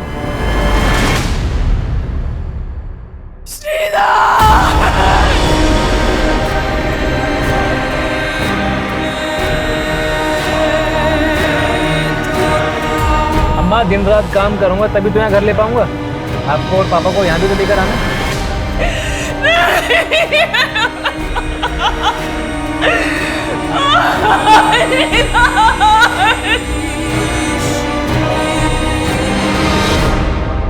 अनिंदिता जी, हमें आपके बेटे श्रीधर की लाश एक गाड़ी में मिली। वो गाड़ी राजेश भाई के नाम पर रजिस्टर्ड है, और इसका कहना है कि उसने श्रीधर को एक गाड़ी बेची थी। आपको जानती है इस बारे में? श्रीधर बोल तो रहा था कि वो गाड़ी खरीदने वाला था, लेकिन वो तो नई गाड़ी खरीदना चाहता था। श्रीधर के रूममेट्स निमेश और सार्थक का कहना है कि उसी गाड़ी में 5 दिन पहले श्रीधर अपने गांव के लिए निकला था, आपसे मिलने आ रहा था। आप जानती थी इस बारे में? नहीं सर। श्रीधर के रूममेट्स झूठ क्यों बोलेंगे? उनके साथ उसका कोई इशू था? पता नहीं सर, श्रीधर मुझे कुछ बताता ही नहीं था। श्रीधर की मां का बयान पुलिस को यह सोचने पर मजबूर कर रहा था कि श्रीधर के रूममेट्स ने पुलिस से झूठ बोला होगा। वहीं राजेश पाई पुलिस की रडार पर था। श्रीधर के आस पड़ोस, ऑफिस, हर जगह श्रीधर से जुड़ी इंफॉर्मेशन निकाली जाने लगी, पर इस केस के कई ऐसे पहलू थे जो अभी तक अनछुए थे। सर मैं मानता हूँ कि मेरी और श्रीधर में अनबन थी, पर इसका मतलब ये तो नहीं कि मैं उसको कोई नुकसान पहुंचाऊंगा। तो झूठ क्यों बोला हमसे कि उस रात श्रीधर अपने गांव गया था? सर वो तो सार्थक ने बोला था मुझे, और मेरी इस बारे में श्रीधर से कोई बात ही नहीं। सार्थक क्यों झूठ बोलेगा? सर मैं झूठ नहीं बोल रहा हूँ। श्रीधर मुझसे यही कह के गया था कि वो अपने गाँव जा रहा है। अबे श्रीधर का मर्डर हुआ है, मर्डर। अभी इसमें तेरा क्या हाथ है वो बोल। सर इसमें मेरा कोई हाथ नहीं, आप बेकार में मुझ पे शक कर रहे हैं। श्रीधर और निमेश की आपस में नहीं बनती थी, क्योंकि कुछ समय पहले श्रीधर ने निमेश के बाल भी उड़ा दिए थे। क्या श्रीधर ने निमेश के बाल उड़ा दिए थे? हाँ सर, क्योंकि निमेश ने श्रीधर की टी शर्ट फाड़ी थी। ओह शिट, मेरा बाल! निमेश क्या हुआ? बाल उड़ गए हैं उसके। मतलब?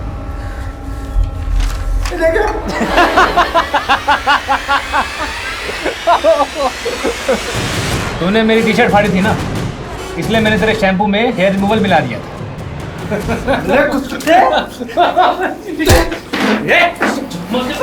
दोनों क्या कर रहे हो? निमेश छोड़ दे। सर उस दिन के बाद से निमेश बात बात पे बोलता था कि वो श्रीधर से ऐसा बदला लेगा कि वो कभी नहीं भूलेगा। सर वो तो मैंने गुस्से में बोल दिया था, और इसका मतलब ये थोड़ी है कि मैं उसको मारूंगा। ये सार्थक घुमा रहा है आपको सर, और मैं अब दावे के साथ कह सकता हूँ कि श्रीधर गांव गया ही नहीं होगा। सार्थक ने किया कुछ ना कुछ। अच्छा, वजह क्यों करेगा सार्थक ऐसा? क्योंकि श्रीधर ने सार्थक से उसकी गर्लफ्रेंड छीन ली थी। कौन गर्लफ्रेंड? दृष्टि।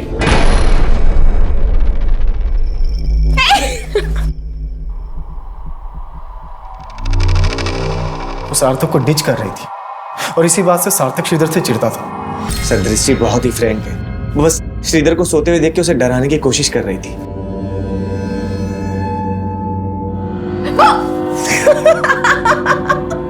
डर गए ना तुम?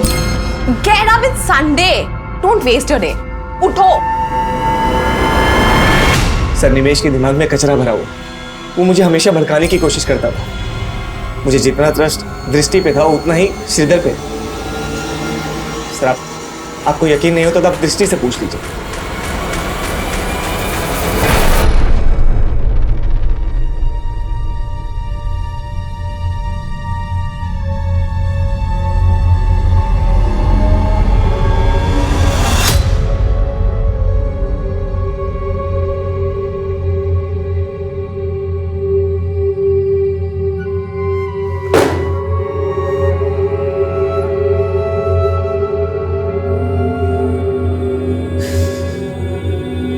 क्या जानना चाहते? क्या बताऊं मैं आपको? क्या बताऊं? चला गया हमें छोड़ के, वो चला गया।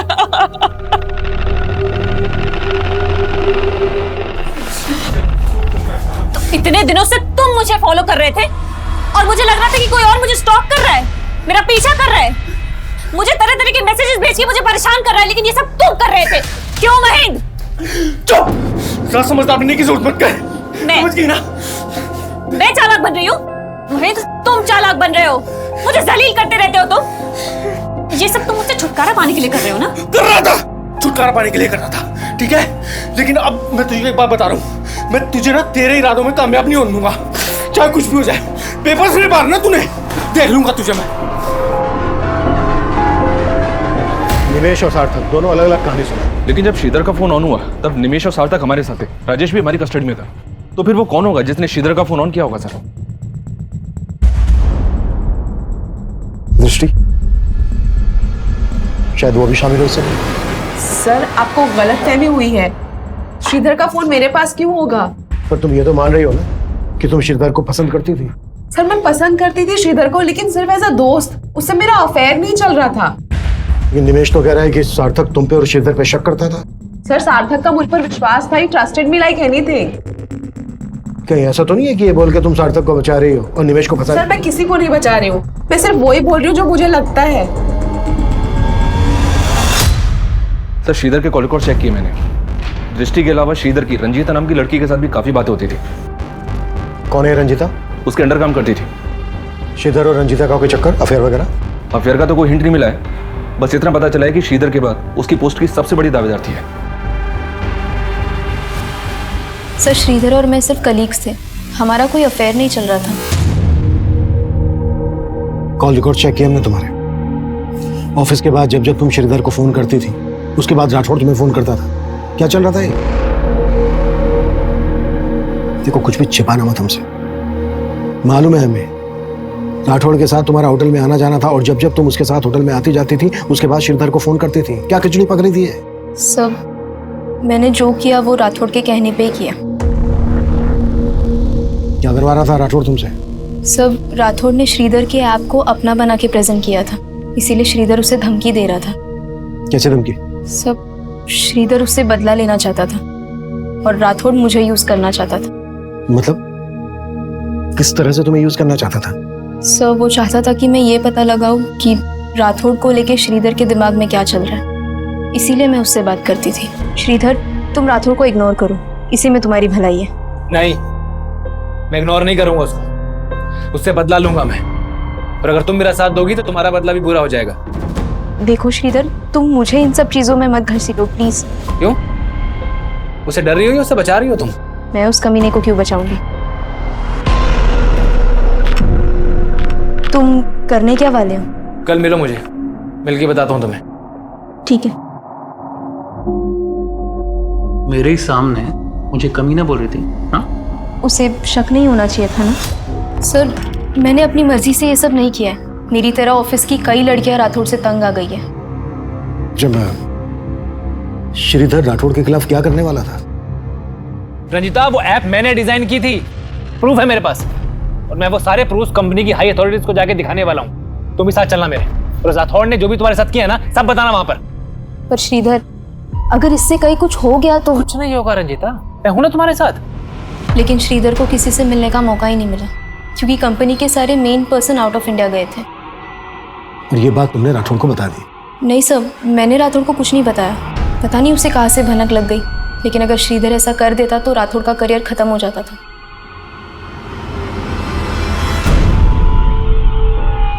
गाइस, ये रंजीता अभी तक आई क्यों नहीं है? फोन भी नहीं उठा रही है। यस सर, ये सब आप क्या कर रहे हैं? I think there is misunderstanding. Sir मेरे एम्प्लॉइज के सामने सर सर मानता हूं कि मैंने श्रीधर के आपको अपना बना के प्रेजेंट किया था, लेकिन मैंने उसको मर्डर नहीं किया सर। सिर्फ श्रीधर ही नहीं, रंजीता और ऑफिस की और भी लड़कियों को ब्लैकमेल कर रहा था तू। श्रीधर तेरी पोल खोलने वाला था तो खत्म कर दिया उसको। नहीं सर, सच में सर मैंने ऐसे कुछ नहीं किया सर। ऐसा नहीं निकलेगा है। कुटास! राजेश, निमेश, सार्थक, दृष्टि और रंजीता के बाद राठौड़ भी एक प्राइम सस्पेक्ट था, लेकिन श्रीधर का फोन बार बार ऑन करने वाला कौन होगा? फिलहाल इसका पता नहीं लग पाया था, लेकिन पुलिस को लग रहा था कि ये सब कुछ उन्हें असल मुजरिम से भटकाने की कोई चाल है। पुलिस इस केस को नतीजा देने के लिए श्रीधर से जुड़ी बारीक से बारीक बात पता कर रही थी। लाश पर मिले शॉपिंग बैग से भी कोई क्लू नहीं मिल रहा था और यह भी पता नहीं चल पा रहा था कि वो डक्ट टेप्स किसने और कहां से खरीदी होंगी। पुलिस को हत्या का मोटिव समझ में ही नहीं आ रहा था और इस केस की अगली जानकारी इसे और उलझा देने वाली थी। उनके बीच चाहे जितने भी हो फासले, वो मिल ही जाते हैं जो एक दूसरे का नसीब होते हैं। इसीलिए मुझसे भागो मत, करीब आ जाओ ये फासले मिटाने के लिए। उस दिन तू बहुत बोल रही थी है ना? ये देखो, मेरी आवाज है क्या ये? तुम्हारी आवाज नहीं है तो फिर किसी और की आवाज से रिकॉर्ड करके भेजा होगा तुमने। अच्छा, तू बहुत समझदार बनती है अपने आप को। मुझे अच्छे से पता है तू डबल गेम खेल रही है। डबल गेम तुम खेल रहे हो महेंद्र, और अब मैं बर्दाश्त नहीं कर सकती, नहीं कर सकती बर्दाश्त।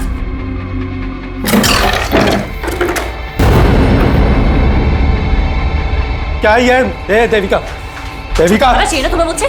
छुटकारा चाहिए ना? हाँ तो ये लो, मार दो मुझे, मारो, मार दो मुझे।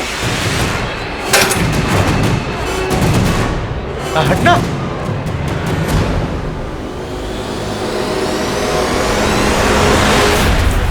सर मैंने नहीं देखी है वो टेलीविजन सीरीज। हाँ, वो सार्थक को ये फॉरेन लैंग्वेज की फिल्म देखने का बड़ा शौक है। खुद को बचाने के लिए बार बार सार्थक का नाम ले रहा है। ये राजेश भी मिला है ना तेरे साथ? और विलास भी? विलास से तूने और राजेश ने मिलवाया था ना श्रीधर को? मैं बताता हूँ सर, मैं बताता हूँ सर। श्रीधर को घर खरीदने के पैसे की जरूरत थी। निवेश के कहने पर मैंने उसको विलास से मिलवाया था सर। विलास ने श्रीधर को 10 लाख रुपए ब्याज पे दिए थे। हाँ सर, लेकिन वो चुका नहीं पा रहा था। उसके बाद विलास ने उसके साथ क्या किया सर, मुझे नहीं पता सर।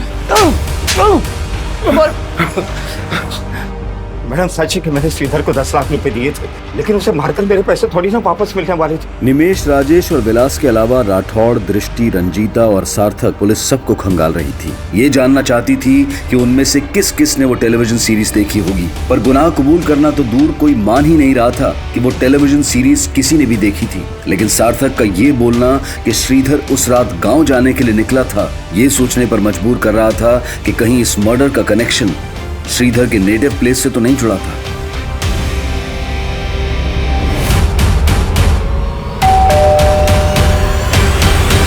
श्रीधर के दोस्तों ने आपसे झूठ कहा है, तो अगर यहाँ आता तो हमें बताता जरूर।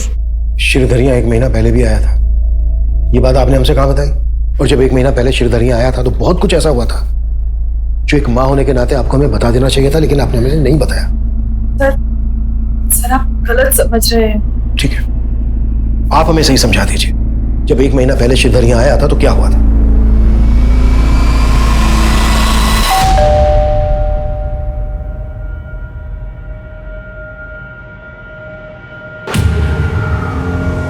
पापा, मैंने आपको कितनी बार समझाया कि आप चाचा पे भरोसा मत कीजिए। आप है कि समझने को तैयार नहीं है? बेटा, तुम्हारे चाचा का घर गिरवी रखा हुआ है और उन्हें अपनी बेटी की शादी भी करवानी है। ऐसे में अगर हम उनकी मदद नहीं करेंगे तो कौन करेगा? अम्मा, वो अपनी खुद की जमीन तो जुए और दारू में गवा चुके हैं, तो वो पापा की जमीन के पीछे पड़े। वो कुछ भी बोल के जाते हैं, पापा भरोसा कर लेते हैं। लेकिन इस बार मैं चाचा को समझा के जाऊंगा कि वो आप दोनों से दूर रहें बस। श्रीधर शुरू से ही अपने चाचा को नहीं पसंद करता था और उस दिन भी उन दोनों में झगड़ा हुआ था। तो भी आपको श्रीधर के चाचा पे शक नहीं है? नहीं सर, वो ऐसा नहीं कर सकते।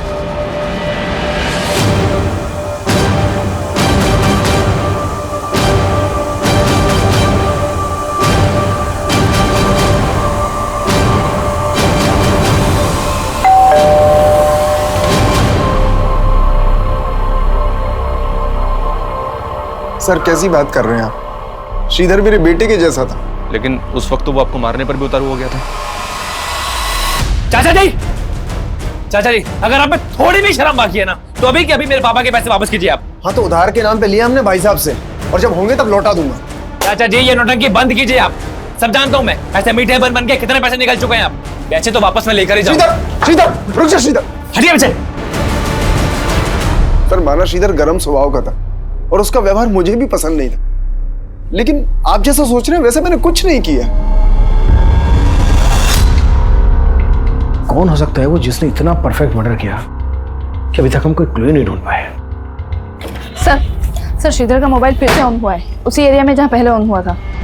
वो जो कोई भी है, इस बार बचना नहीं चाहिए। सर,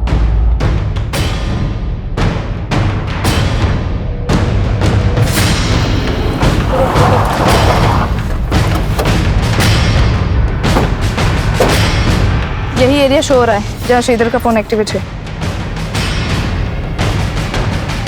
ए बेटा, इधर आ। और ये मोबाइल किसने दिया तुझे? कहाँ से मिला? मुझे ये किसी ने नहीं दिया, मुझे तो ये गिरा हुआ मिला था।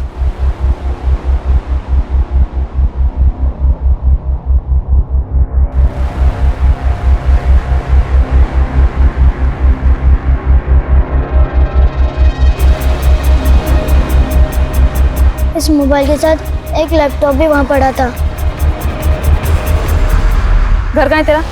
सर, जिस एरिया से उस बच्चे को श्रीधर का लैपटॉप और मोबाइल मिला था, उसी एरिया से श्रीधर की लाश मिली। हो सकता है वो बच्चा किसी के कहने पे झूठ बोल रहा हो। नहीं सर, फिलहाल ऐसा कुछ मिला नहीं, लेकिन मैं चेक कर रही हूँ। श्रीधर के लैपटॉप और मोबाइल में कुछ मिला? लैपटॉप तो चेक हो रहा है सर, लेकिन मोबाइल में कुछ मिला है। ये देखिए, मोबाइल की होम स्क्रीन पे एक लड़की का फोटो है। मोबाइल में एक मैसेजिंग और कॉलिंग ऐप भी है, जिसमें मरियम नाम से एक आईडी है, जो इस लड़की से जुड़ी हुई लग रही है। आईडी के प्रोफाइल स्टेटस में इसी लड़की का फोटो है सर। मरियम, पता करो कौन है ये लड़की।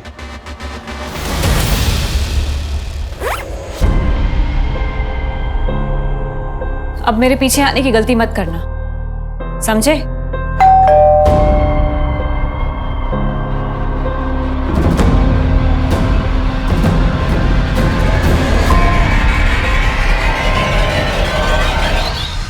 जी सर, ये मेरी आईडी नहीं है, मैं इसको यूज ही नहीं करती। लेकिन देविका, जिस कॉल सेंटर में तुम काम करती हो वहां पर कस्टमर से बात करने के लिए तुम्हें नाम दिया गया है मरियम।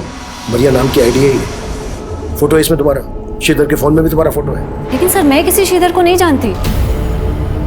हाँ, लेकिन काफी टाइम से कोई तो मुझे तरह तरह के गिफ्ट्स देके परेशान कर रहा था सर। इनफैक्ट उसने मुझे कई सारे पेन ड्राइव्स भी भेजे थे जिसमें मेरे ही फोटोज थे सर। मैं आपको दिखाती हूँ।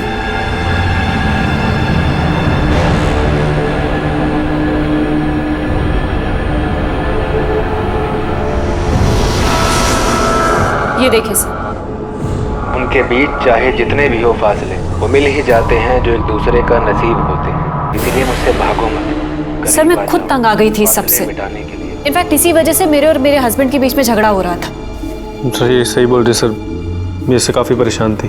कहीं ऐसा तो नहीं है कि ये परेशानी जड़ से हटा दी, इसी वजह से खत्म कर दिया श्रीधर? सर ऐसा कुछ नहीं है, आप गलत सोच।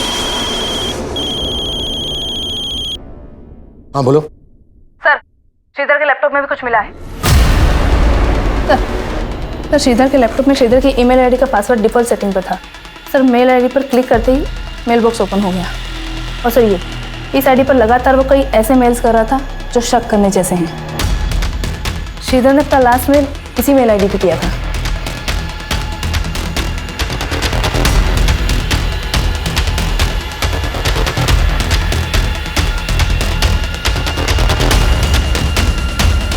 पता करो ये आईडी कौन यूज कर रहा था। जो भी आईडी यूज कर रहा था वो भी श्रीधर के मर्डर के लिए जिम्मेदार हो सकता है। तो आप है वो जिन्हें श्रीधर मेल किया करता था। तो कब से चल रहा था ये सब श्रीधर के साथ?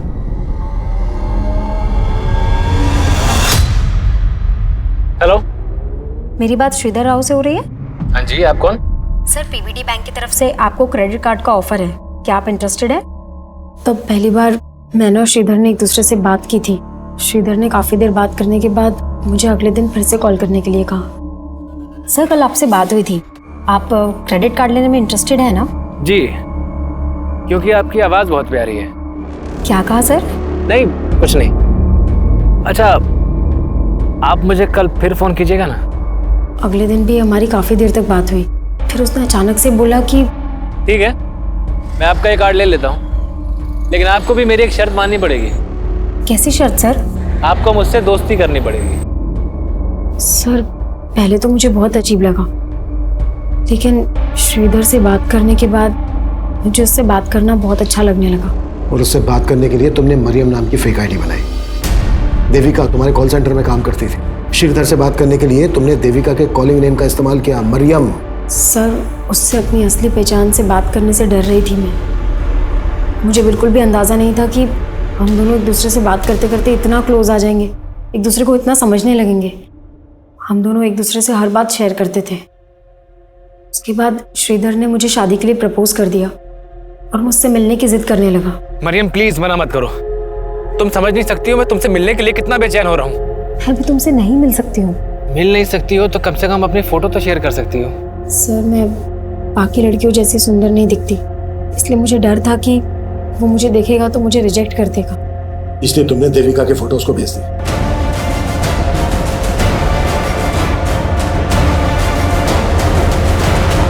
सर, देविका की फोटो देखते ही उसने मुझसे शादी करने के लिए कहा। मुझे लगा कि मुझे ये सब यहीं रोक देना चाहिए, इसलिए मैंने उसको बोल दिया, श्रीधर, मेरे बाबा मेरी शादी कहीं और तय कर रहे हैं। तो तुम उन्हें मना क्यों नहीं कर देती हो और भाग चलो मेरे साथ। देखो, मैं तुम्हें पाने के लिए कुछ भी कर सकता हूँ। मैंने उसका फोन कट कर दिया और कभी उससे बात नहीं की, लेकिन वो लगातार मुझे ईमेल्स भेजता रहा। फिर भी मैंने उसकी ईमेल्स का कुछ रिप्लाई नहीं किया, लेकिन उसने हमारे कॉल सेंटर का पता लगा लिया था और वो देविका को अपनी मरियम समझकर वो सारी चीजें भेजने लगा। ये क्या है? अरे कौन?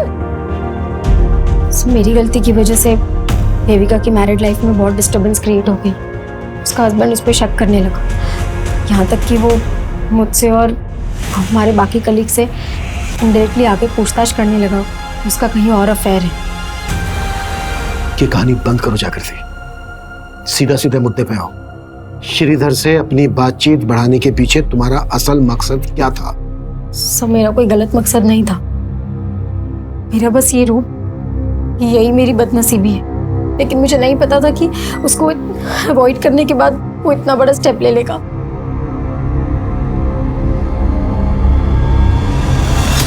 सर मैंने चेक किया लेकिन ऐसा कुछ मिला नहीं जिससे लगी कि लड़की श्रीधर से कभी मिली होगी।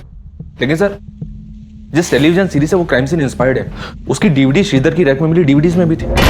श्रीधर ने अपने आखिरी मेल में उस लड़की के लिए लिखा था, अब मैं तुम्हें कभी परेशान नहीं कर पाऊंगा मरियम, खुश रहना, मैं जो करने जा रहा हूं उससे कभी तुम्हें कोई आंच नहीं आएगी। और श्रीधर के बाद के मेल पढ़ने में ऐसा लगता है कि जैसे जागृति को अवॉइड करने के बाद वो टूट गया था, डिप्रेशन में आ गया था और इसी वजह से शायद। आप कह रहे हैं सुसाइड? पॉसिबल है, सब कुछ एग्जामिन कर। नहीं सर, इससे ऊपर नहीं हो पा रहा है। ठीक है, उसका भी शायद यहीं तक था।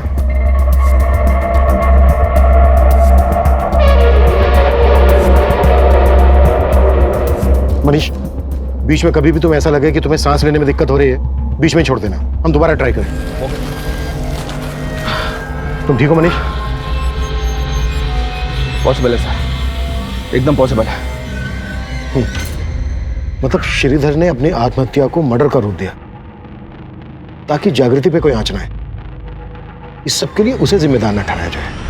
आखिरकार पुलिस ने इस केस को सुसाइड की थ्योरी दी, लेकिन फिर भी पुलिस द्वारा जागृति पर अबेटमेंट ऑफ सुसाइड के चार्जेस लगाए गए हैं। पर यह सवाल भी कम हैरान करने वाला नहीं है कि इतना हताशा भरा कदम उठाने से पहले श्रीधर ने अपने माता पिता के बारे में क्यों नहीं सोचा। हम सब अपनी जिंदगी में फेलियर्स का सामना करते हैं, लेकिन फेलियर्स भी तो हमें आगे बढ़ने की सीख दे सकते हैं। माना कि सपने बुनना इंसानी फितरत है, लेकिन जीवन की वास्तविकता को स्वीकार करना भी बहुत जरूरी है। सच्चाई से भागने की बजाय उससे लड़कर ही हमारा संघर्ष सफल हो सकता है।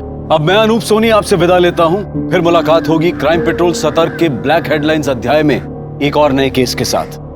और याद रखें, क्राइम और आपके बीच में सिर्फ इतना फर्क है कि आप कितने सतर्क हैं। सतर्क रहें, सुरक्षित रहें। जय हिंद। इस तरह के और भी एपिसोड देखने के लिए हमारे चैनल को सब्सक्राइब करें और बेल आइकन दबाना ना भूलें।